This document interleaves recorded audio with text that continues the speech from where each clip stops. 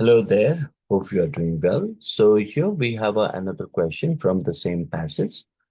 So as far as we understood the direction stated that answer the following questions based on the information given below.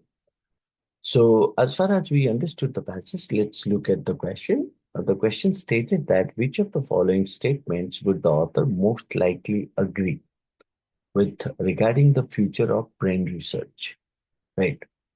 So the question asked which statement the author would most likely agree with about the future of brain research. The answer should be what? The answer should uh, align with the author's viewpoint as expressed in that passage, particularly regarding what direction brain research should take moving forward. Let's look at each question. The first question stated brain research should continue to focus on simulating brain functions on supercomputers.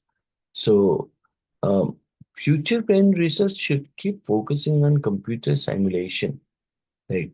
However, the author criticizes such projects as nothing but flawed, flawed and misguided, isn't it?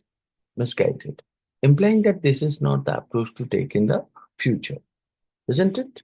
So in that case, if I talk about this option is completely wrong and or incorrect.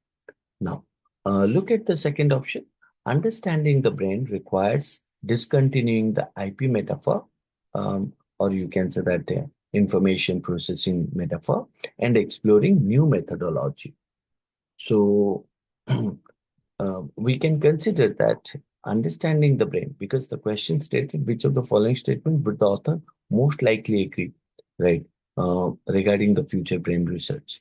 So second option is appropriate because understanding the brain requires discontinuing the IP metaphor and exploring new methodology. Um, so that sounds correct because it comparing the brain to a computer has misled research for a long time.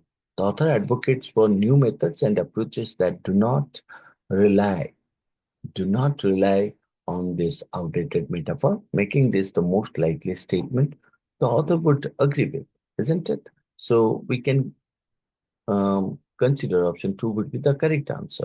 But look at the other three and four. So three said future research should emphasize the similarities between brains and computers to advance understanding. Now, it is incorrect. Why?